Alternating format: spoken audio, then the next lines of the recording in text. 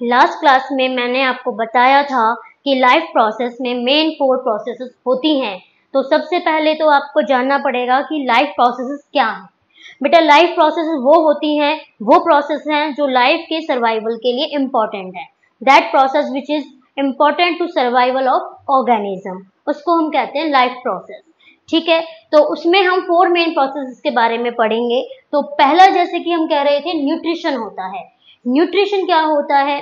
आप लोगों ने अब तक प्रीवियस में जो पढ़ा है उससे आप सिर्फ इतना जानते हो, न्यूट्रिशन वो होता है कि हमने खाना खाया। नहीं, खाना खाने के बाद उसको यूटिलाइज करना, उस बॉडी में जाने के बाद उसका ब्रेक डाउन होना और उसको यूज करना कहलाता है न्यूट्रिशन। ठीक है, तो जैसे अगर हम कहें कि आप खाना खाते हो रेगुलर तो आप सरवाइव कर रहे हो। अगर आपसे कहा जाए कि बेटा एक दिन खाना मत खाओ, आप सरवाइव कर जाओगे। 2 दिन मत खाओ, आप कर जाओगे।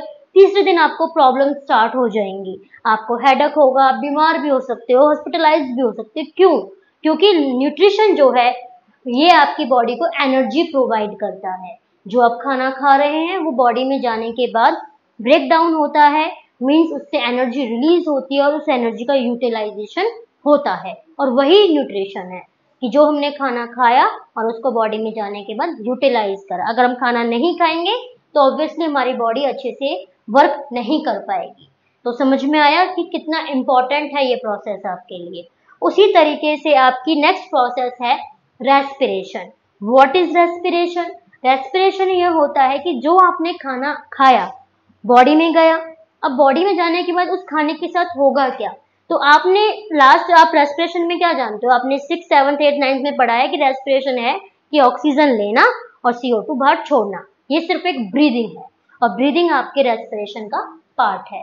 रेस्पिरेशन क्या है? रेस्पिरेशन है कि जो बॉडी के अंदर ऑक्सीजन गई, उसकी प्रेजेंस में जो आपका फूड स्टोर हुआ है बॉडी में, उसका ब्रेक डाउन हुआ। और जब फूड ब्रेक डाउन होता है तो उससे एनर्जी रिलीज होती है, और एनर्जी जो रिलीज होती है उसको आपका बॉडी एटीपी की फॉर्म में, what is ATP? Adenosine triphosphate. ये बहुत बड़ी स्पेलिंग है तो हम इसको हर जगह एटीपी की फॉर्म में बोलते हैं। ठीक है, एटीपी जो है वो एनर्जी की फॉर्म में आपकी बॉडी में स्टोर हो जाती है और ये प्रोसेस होती है रेस्पिरेशन। रेस्पिरेशन होता कैसे है ये सब हम नेक्स्ट जब रेस्पिरेशन डिस्कस करेंगे डीपली तब आपको बताऊंगी मैं। ठीक है, उसी तरीके से ट्रांसपोर्टेशन है। ट्रांसपोर्टेशन में क्या है कि जो न्यूट्रिशन आपकी बॉडी ने एब्जॉर्ब किया, जो आपकी बॉडी में ऑक्सीजन गई, वो ऑक्सीजन सेल्स तक कैसे पहुंचेगी? क्योंकि आप जानते हैं कि हर एक ऑर्गेनिज्म सेल से मिलकर बना है, तो जितनी भी एक्टिविटीज आपकी बॉडी में होती है हर एक सेल उसमें इन्वॉल्व है। ठीक है, तो जो न्यूट्रिशन आपने लिया या जो आपने ऑक्सीजन बॉडी में लिया वो सेल्स तक जाएगा कैसे? वो जाएगा ट्रांसपोर्टेशन के थ्रू, कि कोई ना कोई भाई मटेरियल होगा या कोई ना कोई ऐसा रास्ता होगा जिसके द्वारा वो चीज पहुंचाई जाती है। जैसे कि अगर हम कहें कि किसी कंपनी में कोई सामान बनाया जा रहा है और उसको मार्केट तक पहुंचाना है तो उसके लिए ट्रांसपोर्टर्स चाहिए हमारे पास। ठीक है, गाड़ियां चाहिए, ट्रक चाहिए जिससे सामान लोड होकर जाएगा। उसी तरीके से आपकी बॉडी के अंदर ट्रांसपोर्ट सिस्टम होता है। जो न्यूट्रिशन एब्जॉर्ब किया गया है या जो ऑक्सीजन आपकी लंग्स में है वो आपके लंग्स से या आपका न्यूट्रिशन आपकी बॉडी से एक सेल से दूसरी सेल में ट्रांसपोर्ट होता है। कुछ ट्रांसपोर्टेशन सिस्टम होते हैं, यही होते हैं आपके प्लांट्स के अंदर, जो कि वेस्कुलर की फॉर्म में होते हैं। वेस्कुलर बंडल्स होते हैं कि जो आपका रूट वाटर एब्जॉर्ब कर रहा है, जो मिनरल एब्जॉर्ब कर रहा है, वो रूट से लीफ तक कैसे जाएगा, या लीफ जो खाना बना रही है फोटोसिंथेसिस की मदद से, वो खाना रूट तक कैसे जाएगा, उसके लिए भी कुछ पर्टिकुलर ट्रांसपोर्ट सिस्टम है आपके प्लांट में जिनको वेस्कुलर बंडल्स कहते हैं। और वो कौन कौन से हैं वो हम ट्रांसपोर्टेशन की सेक्शन में डिस्कस करेंगे। फोर्थ आपका जो है एक्सक्रीशन। एक्सक्रीशन क्या है? एक्सक्रीशन होता है कि रिमूवल ऑफ वेस्ट, ठीक है, फ्रॉम द बॉडी। ठीक है, कि जो बॉडी के अंदर हमने रेस्पिरेशन करते हैं, न्यूट्रिशन लेते हैं, ट्रांसपोर्टेशन करते हैं, ऐसी और भी बहुत मेटाबॉलिक प्रोसेसेस है आपके सेल्स में चलती हैं, आपकी बॉडी में चलती हैं।